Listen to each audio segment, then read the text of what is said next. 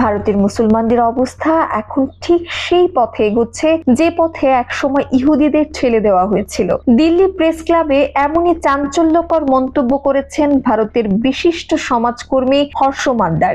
সম্প্রতি এক স্মরণ সভায় তিনি বলেন, দেশটির মুসলমানদের এমন এক অবস্থানে ঠেলে দেওয়া হয়েছে যা নাৎসি জার্মানির ইহুদিদের দুর্দশার সঙ্গে তুলনীয়। যদিও সরাসরি গণহত্যার মতো কিছু এখনো ঘটেনি, তবে ধর্মীয় নিপীড়নের ধরন এবং রাষ্ট্রীয় ব্যবস্থার নীরবতা ভয়ের কারণ হয়ে দাঁড়িয়েছে বলে তিনি মনে করেন। মানবাধিকার সংগঠন association for protection of civil rights কর্তৃক আয়োজিত স্মরণ সভাটি ছিল 2002 সালের গুজরাট দাঙ্গায় নিহত কংগ্রেসের সাবেক সংসদ সদস্য এহসান জাফরির স্ত্রী জাকিয়া জাফরির স্মরণে। গুজরাট দাঙ্গায় এহসান জাফরিকে তার বাড়িতেই নির্মমভাবে হত্যা করা হয়, যার ন্যায় বিচারের জন্য জাকিয়া দীর্ঘ 20 বছর লড়েছিলেন। তবে 2022 সালে ভারতের সুপ্রিম কোর্ট তার আবেদনের রায় দেয় যে এই হত্যাকাণ্ডের পেছনে কোনো বৃহত্তর ষড়যন্ত্র ছিল না। শেষ পর্যন্ত 2024 সালের 1 ফেব্রুয়ারি জাকিয়া জাফরির মৃত্যু হয়। হর্ষ মান্দার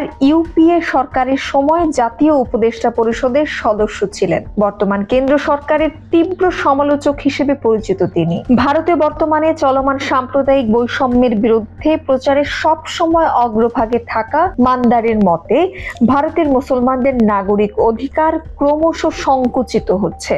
তিনি জার্মান দার্শনিক হান্না আরেন্ডটের অধিকার পাওয়ার অধিকার ধারণার প্রসঙ্গ টেনে বলেন, ভারতের মুসলমানরা এখন এমন এক অবস্থায় পৌঁছেছে যেখানে তারা মৌলিক অধিকার পাওয়ার দাবিটুকু হারিয়ে ফেলেছে। একটি সাম্প্রতিক ঘটনার উল্লেখ করে তিনি বলেন, ভারতের এক তরুণ ক্রিকেট ম্যাচের সময় পাকিস্তানের নামে জয়ধ্বনি দিয়েছিল বলে অভিযোগ ওঠে। কোনো সুনির্দিষ্ট প্রমাণ ছাড়াই তাকে গ্রেপ্তার করা হয়। এরপর তার মা বাবাকেও আটক করা হয়। শুধু তাই নয়, তাদের বাড়িটিও বুলডোজার দিয়ে গুঁড়িয়ে দেওয়া হয়। এ ধরনের ঘটনা যে কেবল বিচ্ছিন্ন নয় বরং নিয়মিত ঘটছে, সেটাই ভয়াবহ বলে মন্তব্য করেন তিনি। মান্দারের মতে ভারতের মুসলমানদের ধর্মীয় অধিকার খর্ব করা হচ্ছে। তিনি বলেন, এমন পরিস্থিতি তৈরি হয়েছে যেখানে মুসলমানদের প্রার্থনা করাও অপরাধ বলে গণ্য হচ্ছে। একই সঙ্গে তিনি রোহিঙ্গাদের প্রসঙ্গ টেনে বলেন, যেভাবে এই জনগোষ্ঠী রাষ্ট্রহীন হয়ে পড়েছে, ভারতীয় মুসলমানদেরও সেই পথে ঠেলে দেওয়া হচ্ছে কিনা তা নিয়ে ভাবার সময় এসেছে।